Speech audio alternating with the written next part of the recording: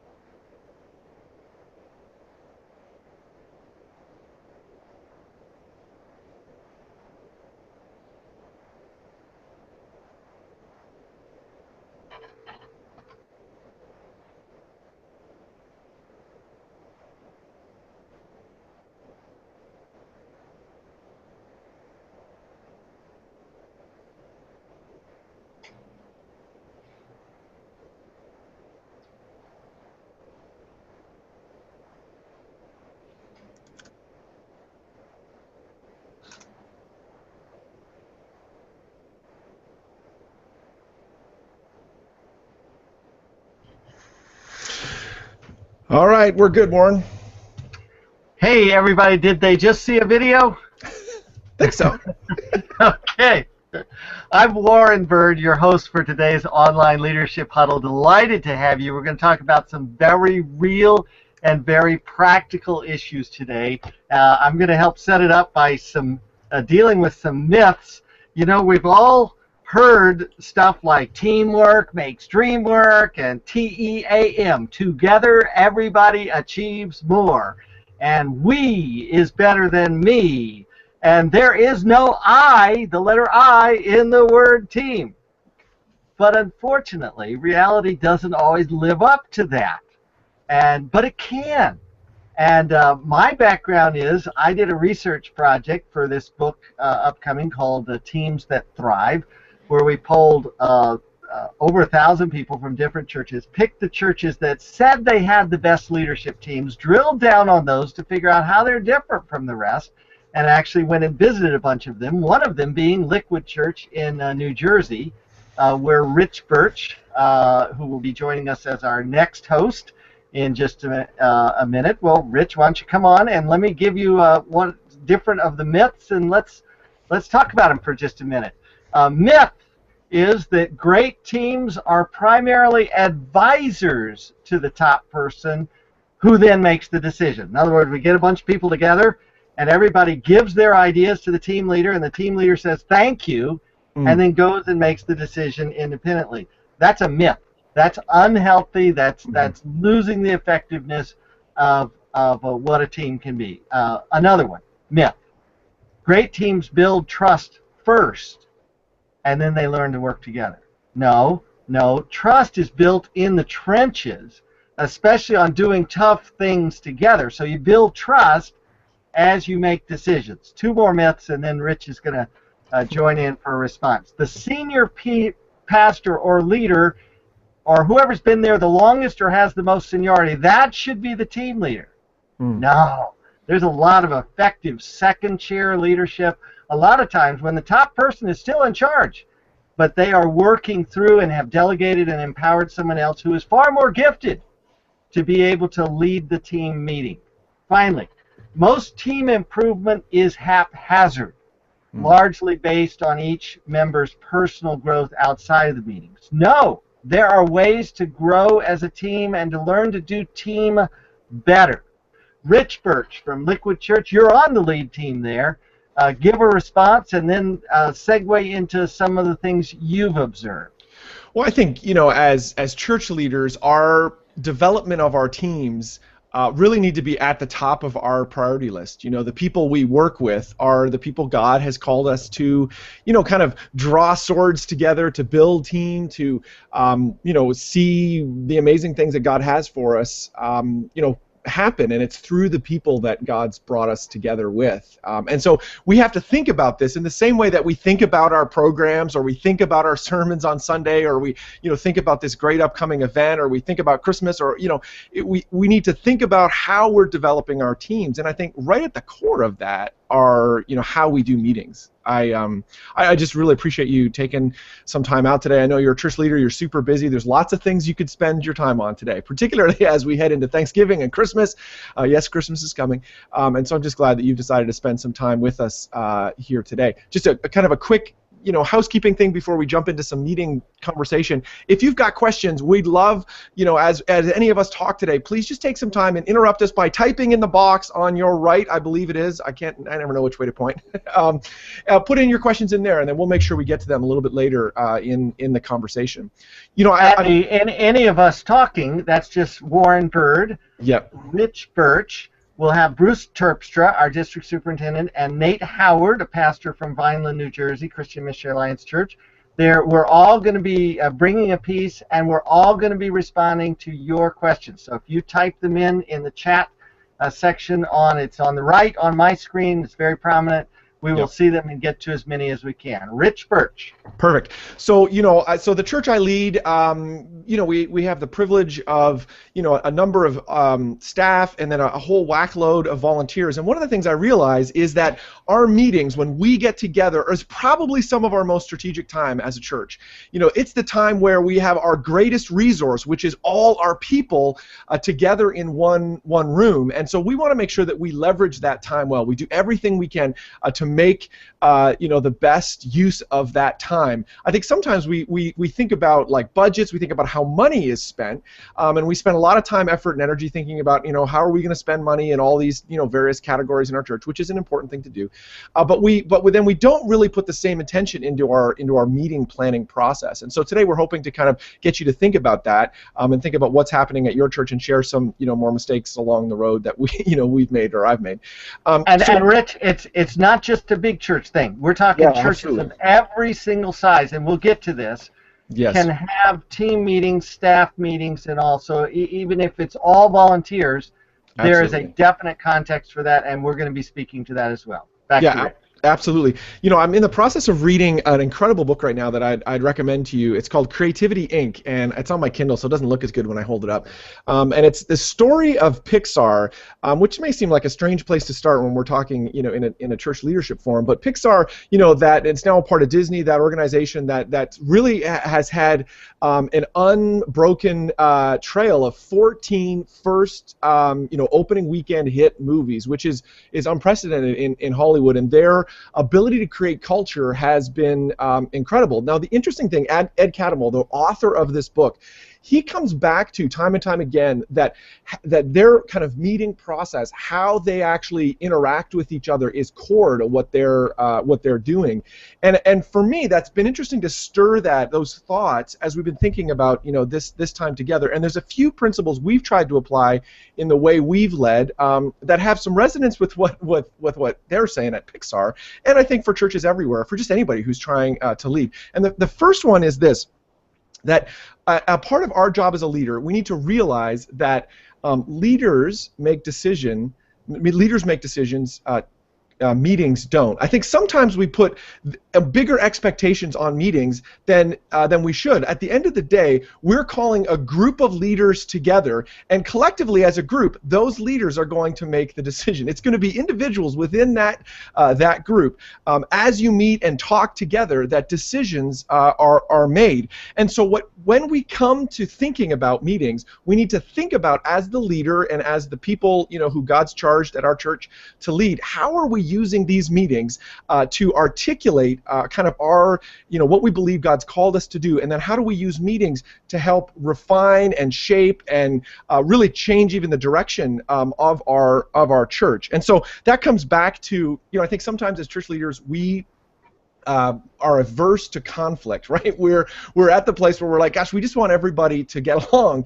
But actually, conflict in its right place, focusing on the right things, can be super healthy for an organization. And actually, it actually can make your meetings, a better environment, because if you've defined from the beginning a position that we're talking about, if you define from the beginning, hey, this is the problem we're tackling today, and here is my recommendation as a leader. Now, I'm open to obviously shift and change and what we need to do different, but this is where I think we need to go, and do some of that pre-thinking ahead of time. That draws people into a meeting, unlike just saying, hey, here's the general issue, let's everybody come with our perspective on it. And that pushes really to the second thing I want to talk about, which is a lot of times church leaders are very good at telling stories. We know this. When we to get up and speak on a Sunday, we know that we need obviously the scripture, but then also great stories to draw people into the message we're trying to tell. And meetings really need to be crafted in that same kind of first act, second act, third act that all stories tell. The first act is all about setting up the tension, and it's about defining the debate that we're talking about as our meeting. And so when we articulate ahead of time, here is with our people, here is here's the issue we're tackling today. It needs to be set up in that kind of grand format, from a, hey, here is the issue we're trying to tackle, and it needs to be articulated in such a way that there can be some healthy disagreement, because that ultimately is what will push people in. The second act of a meeting, so the first act is about debating, the ideas. What is the kind of the pros and cons that of attacking this issue from a couple different ways. The second act drives towards consensus. So at some point in the meeting, there needs to be a defined point. And another example from Disney, there was a guy, Jeffrey Katzenberg, years ago, who he had a 22-minute clock. Now, I don't know if this is necessarily a good idea, but I think the spirit behind it is interesting. He had a 22-minute egg timer that in every meeting he would set down on a table and say, this meeting is going, we're going to make a decision after 22 minutes. And he said, well, why 22 minutes? Because they found in their movies that if they couldn't capture the audience in the first 22 minutes, then the rest of the movie was lost. And so I think having the same intensity to our meeting, saying, hey, here's where we're going, and we're going to talk about this for the next hour, but at the end of that, I'd like us to come up with some consensus, to drive towards consensus. Even if it's just, hey, we need to spend more time working on this, we need to shelve these ideas, move on, and come back a month later. And then obviously the part that actually, surprisingly, I'm always actually amazed how many leaders forget that third act, which is all about defining next steps. And I get nervous when I meet with leaders, and this happens all the time inside the church or when I'm meeting with people in other places, where they don't have any kind of paperwork with them. They don't have any way of capturing, okay, so this is what my responsibility is coming out of this meeting, and this is what our, the kind of collectively the decisions we made, what our next steps are. And so, I think effective meetings need to fall into there needs to be three distinct parts of every meeting. So the first is that kind of debating the ideas. The second is, okay, what are we actually deciding here? What have we come up with after we've discussed this? And then the third is, okay, what are we all taking away from today's conversation? Just one last point, and then we'll move on.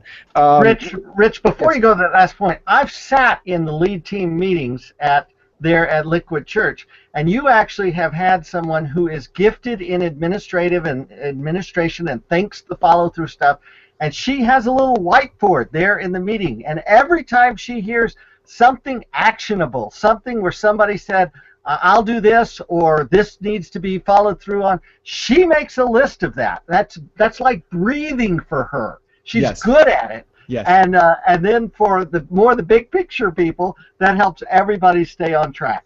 Absolutely. Go ahead, your third point. Absolutely. No, that's a great point. And I would say, which segues into this last point, which there are meetings that are just regular, and we do these, like we have a regular review meeting, which is a whole other conversation we could have about, but then and we had one of these yesterday where we were talking about actually issues in 2016. So we had been doing some research, and we came to, okay, this is the day, we knew this Monday we were going to be making decisions for 2016 and beyond.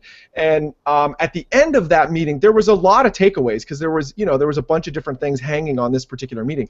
And coming out of that, we had that kind of immediate feedback mechanism that you talked about, like, okay, so these are our kind of immediate feedback. We whiteboarded them out, okay, this is where we're going. But then actually this morning, a part of what I was doing was capturing that into a one-page document. I'm a huge fan in the one-page document that says this is all the decisions we made, and that will be a guiding conversation piece for us going forward. If we don't do that, I find, and maybe I'm just not as smart as everybody else, we're not as smart as everybody else who doesn't do that, but if we don't have a document that says, okay, this is actually what we decided, things tend to slip. You get to January, things get busy, you're like, okay, what did we decide back then? Did we say we were going to do that thing, or did we say we were going to do that in the spring or the fall of 2016? I can't remember.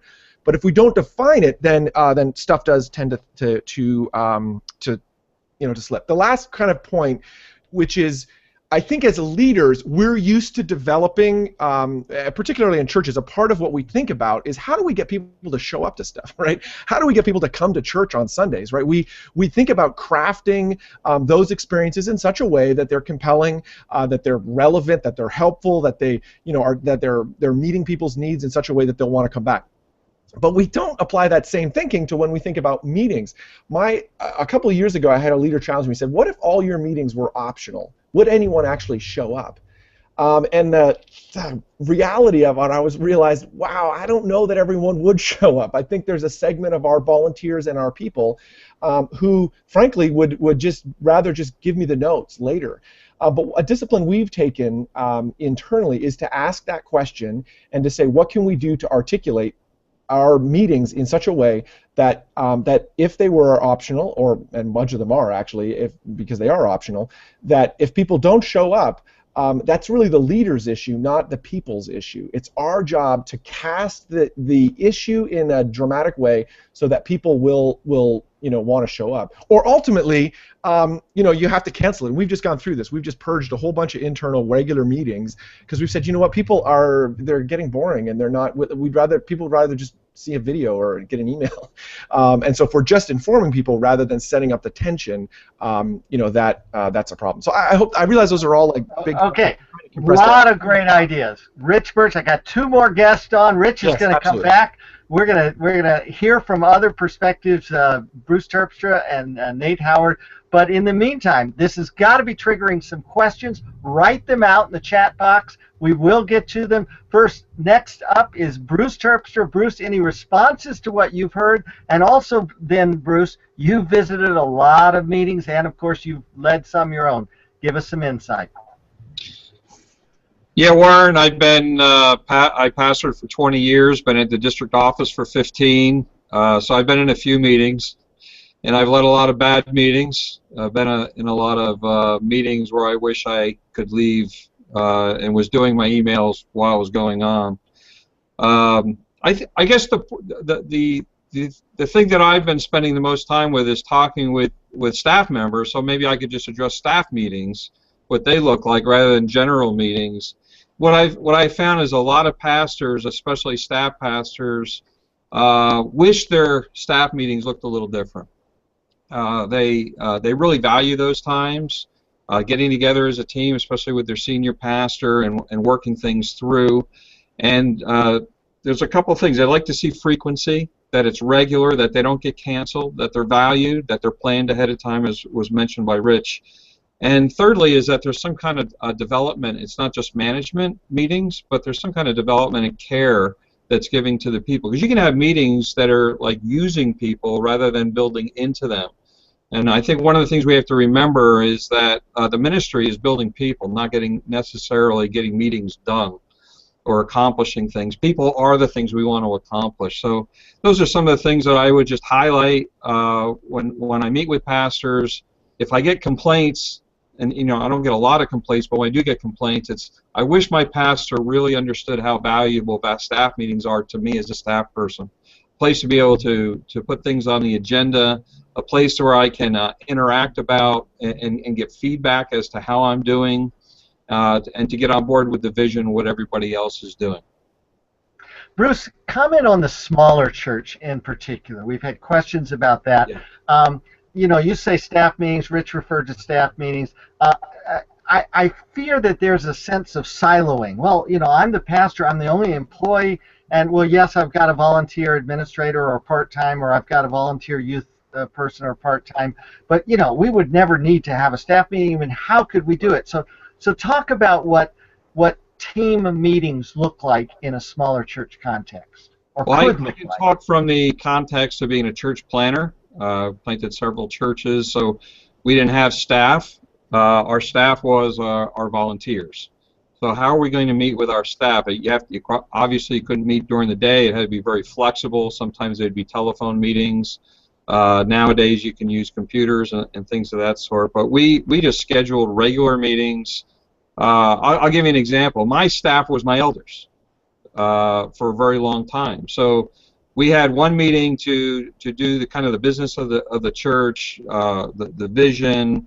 There's several things. You got to do decision making. You got to do some supervision or directing, but also the development of the people. So we kind of split those things out. Once a month we meet twice a month because it was very difficult for them to meet every week because they were also leading small groups and so forth. But we met twice a month. Once with their families. That was our care meeting. So husbands and wives coming together that were on the team, and we would do more of a care meeting, building into their lives, praying for one another. The other meeting, and also praying about the future, where God was taking us as a church. But then secondly, we would have these meetings that were more about decision making, and there would be a lot of the things that Rich talked about would take place in that. But it wasn't really different than what we do with a staff meeting with people that were being paid.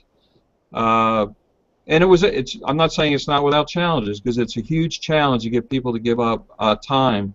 But I found that, especially when we had those care meetings, it enabled us to do our decision making much more quicker, because we talked about trust and the importance of team building. When you build that trust, the decision making goes a lot faster. So Bruce, talk to 2 extremes, and then we'll go to Nate Howard, our next guest. Talk to first the extreme task person who wants to get things done and doesn't have much value for the idea of the people development, but then Yeah. talk to the other extreme, the person who feels like, well, hey, if all we do is just care for each other, then people will know what to do. Well, that last one I can't relate to, but the first one I can relate to, because that's me. Is I want to get after the task and get things done. So for several years or many years, that's the way I did meetings. And someone actually challenged me on that. They came to me and they cared enough to speak into my life, and they said, you know what? You're always driving. There's never any time even to breathe. You're always in a hurry to get to the next place. It would be really nice if we could just enjoy one another and encourage each other in the things of Christ. And that got us thinking in a whole other direction. So it's something I have to fight all the time. Now, on the other side, I can't relate to that. Maybe somebody else could speak to that, but I don't know what that would look like. Yeah, I'm not sure. Maybe you have an example that you're thinking of what that might look like. But to me, it would be very frustrating for people like me to go to a meeting like that. That we came together, we loved on each other, but no decisions were made. There was no vision. We weren't going anywhere. That would frustrate me to death. So in your SDI terminology that you use with the district, it would be an all-blue meeting and we just do hugs and everyone is ministered to, but we haven't accomplished any of the tasks. We'll come back. Let me come to Nate Howard, and then we're going to field some Q&A. Nate, you've been in the driver's seat. You've also let other people be in the driver's seat, even as your senior pastor. Nate, I've asked you to queue up one of your biggest mistakes in a staff meeting over the years, and then a tip of something you do that works really well. After you talk, then we'll handle Q&A. We'll all jump in for that. I think probably one of my biggest mistakes is something that repeated a lot. I often found myself in meetings where the expectations that I had for the meeting, I found out within the first 5 minutes that we were going to fail, that we weren't going to accomplish what we wanted to do. I mean, I can think of a number of occasions, both really like staff meetings or elder meetings or leadership team meetings, where just within just a few minutes, I just thought this is going to fail. It's not going to go anywhere, and it's a miserable feeling to experience. So, kind of out of that reality, I think the thing that I've learned and I attempt to do is to bring a great clarity to defining what that meeting's about. And with that, to try to bring great clarity to understanding the process that's going to be involved to pull that off. If those things are not clear for me as the leader, that meeting is going to have a big problem. I remember Haddon Robinson said once that a mist in the pulpit is a fog in the pew. And I see that in meetings, that if it's not crystal clear in my head what I want out of that meeting, and what is going to be the process for the people that are participating in that meeting. If I don't understand that, we're going to have problems in the meeting. Wow, really rich. Now, you haven't always led the meetings yourselves. Actually, right now, there's meetings I lead, there's meetings I don't lead. I believe it or not, I'm the senior pastor of this church, but I don't go to the pastor's team meetings. I don't do that. We have a couple different kinds of elders in our church. The ministering elders that handle most of the discipline or care or situations. I don't go to those meetings. So there's meetings that I just don't participate in. There's other meetings that I do as well. So yeah, it kind of depends on the purpose of the meeting whether I'm needed there or not. And how do you stay connected then and not be perceived as being aloof or detached, or, well, how can he be the senior pastor when he's not pastoring the staff? How do you balance all that? I think it goes back to that same point that I said before of having a real clarity about what the point of that meeting is. So the meetings that are going to get into details that just are not who I am or what I can offer, everybody probably would agree that it'd be better for me not to be there. So it doesn't seem like I'm aloof. It seems like it's focused. So I think it comes down to knowing the purpose of the meeting and whether my presence is really going to be necessary there. Well, let me have you respond to something that we learned in the research for the book that'll come out, Teams That Thrive. We ask people the purpose of their church, and then we ask them the purpose of their senior leadership team meeting. if the purpose of the senior team was almost identical to the purpose of the church, it was much less effective because the team didn't have that distinctive niche. They're trying to do everything, and as a result, they end up doing nothing. So tell us a little bit about how you've defined, okay, this meeting is trying to accomplish blank. How have you kind of sorted that out? We were really helped by walking through Winning on Purpose by, I think the author's name is Kaiser, in defining the structure of our church, and which really brings definition to the teams that are leading our church. So the pastor's team, is the key word is management. And so they get into details and managing calendars and developing just the oversight or the supervision of the different ministries of the church. But the governing elders of our church are not managers of our church, and so there's a clear distinction between each team and what they're doing. So I'm not exactly sure if I understand the question or the statement that the team could have the same purpose as the church. That doesn't make sense. I'm saying, yeah, correct. That doesn't. And teams who try to do the same thing as the purpose of the church are less effective because they're trying to do everything themselves and they don't see what's uniquely niche to them. Now, you mentioned a resource, and we actually had a kind of a round robin between all of us on camera beforehand where we each threw in resources. So let's bring back Bruce and Rich and yourself. Let's name some of the resources that we chatted that might help people know, okay, I want to improve on my team leadership, my role as a team leader. What could I do?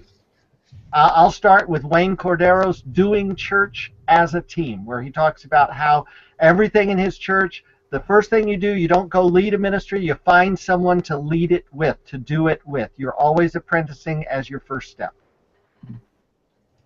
Well, Patrick Lencioni's book, Death by Meeting, was very helpful for us, very, very specific in how to put some of these things into practice. Yeah, there's a book out there by this guy named Al Pitampalli. It's a short book. It's like 80 pages. You can read it in one sitting. It's called "Read This Before Our Next Meeting," and it's literally, that's how it's written. It's like, hey, it's designed for kind of a leader to give to their folks and say, hey guys, read this thing and then let's get together and talk about it. And it's kind of written in a bit of a story format, so it's a great book. Quick read too, which is nice. Bruce? Yeah, the book 5 Dysfunction of a Team, it's kind of been out there for a while. It's a story. It's not really a book about meetings, but it is about team, and it kind of identifies by caricature the kind of personalities and issues in a team that cause it from being effective. So it's a great way to being able to identify what the issues that are keep you from being a good team. All right, let's handle some of the Q&A. We'll start with Donna Baptiste. Welcome, Donna. You said yours was directed to Nate. Nate, how do you determine who you can trust to lead meetings in your absence and know without a doubt that that person can be trusted? That's a loaded question. Through relationship. I'm a pastor, so I shepherd people. So if I don't know the difference between a wolf and someone's not a wolf, I'm in trouble. So it's through relationship, knowing these people. These guys that are running a lot of these key meetings, I've walked with them for 11 years. So there's a lot of history there of knowing what they can do and what they can't do. I think we just went through this there's a series of meetings. They're on that regular category that I've been leading, for years, and I actually just started handing them over and saying, because it's similar to what Nate was saying, I'm like, I shouldn't be leading this. And so although I'm still in those meetings, I've tried to hand them over. The reality of it is the problem with leaders is they want to lead, and so when you hand things to a leader, sometimes they'll do things a little different. And I think for the sake of your growth as an individual and for the sake of the church, you sometimes have to hand over and trust earlier. I would say I think there's probably a bigger risk on not trusting and holding on too tightly than letting go and allowing other people to, at least personally from my perspective, I think there's a bigger risk there. And Rich, wouldn't you say that there's a process in this as well? It's not like they just wake up one day and now this person's going to lead. There's that whole idea of passing the baton, of doing it with them, observing them, coaching them through that, letting them know where they're failing and where they're successful. And then the whole feedback loop of listening to the people that they're leading, they can tell me how well they're doing.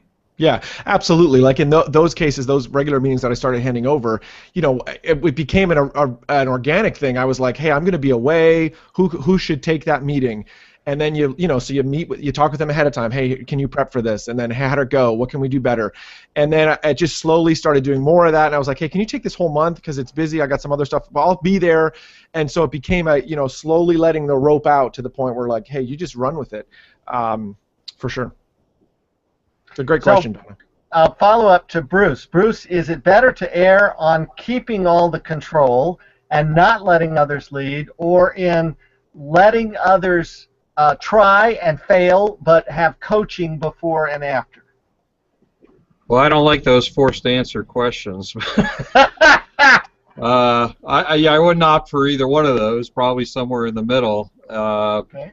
And it's a trial by error. I mean, if we look at the life of Christ, he gave assignments to his disciples that didn't always succeed, but in the end, it was still for the good of the church, because you have to flex your faith muscles, you have to learn new skills, you have to become people of action. All those things can't happen unless you give place for failure. So I think for some of us, I think for myself, that's been hard to release.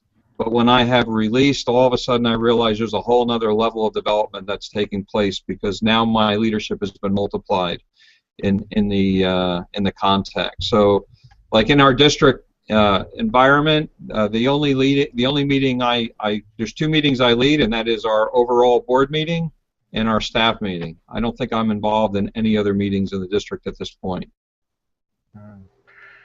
Another question, and then Rich, I'll let you moderate the questions. Rich, this one actually is to you, from Anthony, where he says, we talked about the kind of meeting that people don't want to miss. Can you speak specifically to what principles guide you in creating those kinds of meetings? And maybe we can all do that. I'll throw one in, and that is that you have defined what you're trying to do, so you know what success looks like. You know what a home run looks like. And it's a tantalizing, engaging things that people go, oh, well, if that's what we're going to address, I want in. Mm-hmm. Yeah, I think so. It's kind of dealing with that, and then also something that Bruce had said that kind of got me thinking. A couple of years ago, we went through, and I had another leader, challenge me, said, if all of your regular meetings were half as long as they were, then when you're phrasing them as like you're trying to accomplish things, would you still get stuff done? What if you just tried that for a week or for a month and said, if your meetings are normally an hour, cut them into half an hour? What would happen? And so what ended up happening, interestingly, what happened under that was we had this regular meeting that we did every Wednesday to get ready for the weekend, and we cut that in half, but then took the same amount of time and added a relational, as we were saying earlier, a blue opportunity. We said, once a month, we're just going to get together. The agenda is actually relationships. That's actually what we're hoping for, and so we did that through a potluck. Like you can't get far away from leading a church without potlucks, and so we did like a once a month get together and connect. And although we were spending the same amount of time, when you looked at the total number of hours, because we defined this is what this is for. This is we're getting together to talk about the weekend. Hey, we've got hundreds of first-time guests that are showing up this weekend. And we're wanting to make sure that we do everything we can to eke out those 1% to get ready for this weekend. But then, in a couple weeks, we're going to get together and just have have fun or whatever. I think, like you said, defining clearly what we're trying to do, and then I think bringing people back every time, particularly church leaders because they're relational, bringing back to who we're trying to care for through this meeting. And so, for us, again, those Wednesday meetings, in our best case scenario, we try to define them around first-time guests. We're talking about some of the details about this weekend because we want our first-time guests to have a great experience this weekend. And so, let's try to eke out some of those and trying to define the tension point and start the meeting with that. This is the tension. We have first-time guests arriving. They may not come back. How can we, make stuff great? Or, this meeting we had yesterday, which was this 2016 meeting.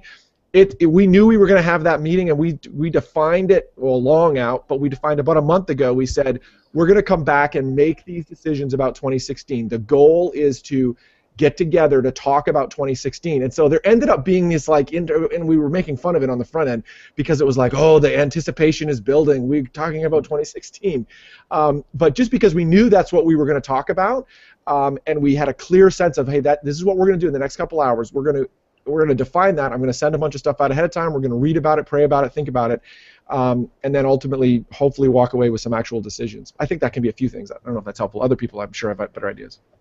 Nate or Bruce, do you want to add? Then Rich, come back with a couple more Q&A from the audience, and then in about 5 minutes, we will land the plane and conclude our online conference here.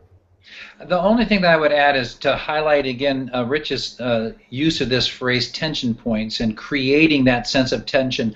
I think there can be a culture in a church that's established where it's like if it's the norm that we're going to have these great conversations, these great dialogues, people are going to want to go if that sense of tension and that it's appropriate and it's enjoyed and it's life-giving. I think people will want to go. So I think that's a huge point. Yeah, and I would agree with that, Warren, that I think one of the tensions I felt is that I spend all this time thinking about a meeting and where we want to go in vision, and then I just want to dump it on everybody with everything solved. And I think that just cuts out all the conversation and doesn't really leave much room for input. And Orlando pushes this a little further in a question he raises. He talks about conflict in meetings. And I'd like to suggest conflict in and of itself is not good or bad. It's what we do with conflict. And in fact, if we don't have healthy conflict in a meeting where we've used the word tension several times in this Hangout discussion, that the meeting loses energy and moves towards boring. You have to have disagreement and the trust and the safety to be able to say, I think that's going to backfire. Here's how I might change that. Would this make it better? Absolutely. I agree. By definition, what we're doing has lots of ambiguity in it. Leading a church has a lot of ambiguity. It's like we're dealing with people. We're trying to, we're trying to say like, well, we want to reach people, but then we also want to grow people up. That there are lots of these tension points that we've been using that create that. I know for us, there have been times where if you were to step into a meeting, you might say like, oh my goodness, like are these guys fighting? Like, because we have opposing ideas that we are trying to sort out, and that's okay. It's okay to come to that point. Now, I think you need, blue leaders, which I'm not entirely sure what that means, but you need like relational leaders in the room who can call a timeout and say, wait a second, this seems to be crossing that line between where we're arguing about ideas to where you guys are arguing with each other. And I've had that happen to me. And there's a guy, Mike Leahy, who's, we're friends. We work together a lot. We had this happen recently. He and I saw something differently, and we're trying to find, okay, where is the best place for us organizationally? And another one of our leaders was like, wait a second, time out. We actually probably should stop this conversation because you have floated beyond where we're talking about ideas to now where it seems like you're attacking each other. You guys need to go and sort that out. Which we did. We had a follow-up meeting, a lot of other conversation, where we moved away from talking about what the issue was to talking about how do we interact with each other, and are better for it. But that's why you need a wide variety of kinds of leaders in the room. Anyone else? Bruce or Dave, comments, and then Rich, find us one more question to discuss, and then we'll land. I think a lot of reasons we have conflict is because we do see things from different perspectives. And if we understand that if that's the source of a lot of conflict, it's not necessarily where we're going in the long run. Oftentimes there's agreement on where we're going. The disagreement often comes with how we're going there. What are the methodologies, or how fast we should go, and who are the people who are going to be heard, or what are the facts that are driving our changes. So I think it's really important to identify, to avoid this personality issue is to find out what's really going on what is that person really disagreeing with, so we focus on that, so we can bring that in. That's the data gathering point. So conflict can be a place of gathering information you didn't have before. I'm imagining that Orlando has probably already read this book, but again, another Lencioni book, The Five Dysfunctions of a Team, nails that one pretty good in terms of establishing a culture. Yeah. Mm-hmm. All right. I'd like to let me jump in and just say, listeners, as we're in our final minutes, if you have a topic you'd like us to address in a future hangout, because we'll plan these for early 2015, make the suggestion in the chat box, please. Rich, final question or point? All right, great question here. So this comes from Peter. How can a staff person foster the concept that more meetings are needed or wanted with the senior staff? So I think a lot of times as a senior leader, you're meetinged out, but you know, or you look at your senior leader and you're like, wow, they're seem to be meeting out, but I need time with them. How, as a senior leader, we've got a lot of senior leaders around this table. How would you appreciate or want your team to come to you and say, hey, I need more time. We need to actually talk about this? Maybe Nate. Speak the language of the leader. So if you know what the leader brings and it's unique to that person, and you say, you know, I need what you bring. Can we get together and talk about that? My guess, if you speak their language, they will be willing to meet with you. Yeah, I was going to say something very similar, Nate. Appreciate that. Is that most likely that person, if they're not having enough meetings, they're task-driven rather than people-driven. And so they want to get things done. They're in a hurry. The meetings are in the way. They see it as they're only going to have a meeting if they absolutely have to. So I would try to speak their language and say, we could get more done if we could hear more of what's going on and hear your heart, and for us to be able to track along with you. So again, using their language, plugging into their motivational value system. Hey, this has been really helpful. A lot of very practical ideas. Nate, Howard, Bruce Terpstra, Rich Birch, any final word of something you had prepared to say you didn't, and then we're going to conclude. I just would say that, you know, as pastors, leading teams is a big part of what it means to pastor people. So thank you guys for spending the time today with us, and it's very important what you're doing, so I encourage you to keep going. Yeah, absolutely. Similar thing. Pastors who don't like meetings are like dentists who don't like teeth. It's core to what we do. And we have to get good at it. We have to work at it. We have to ask people, how are we doing? You know, it's critical. And I just really appreciate you pressing on and trying to get better at it.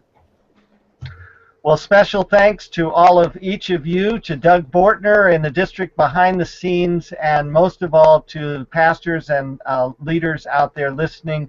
Our prayer before we begin and ongoingly is that the ideas that are most helpful, God will stir in your spirit. Any that are not, they'll just fall away like chaff. God bless you. Happy Thanksgiving and upcoming Advent. And we are all here to support you, and we cheer for you. God bless.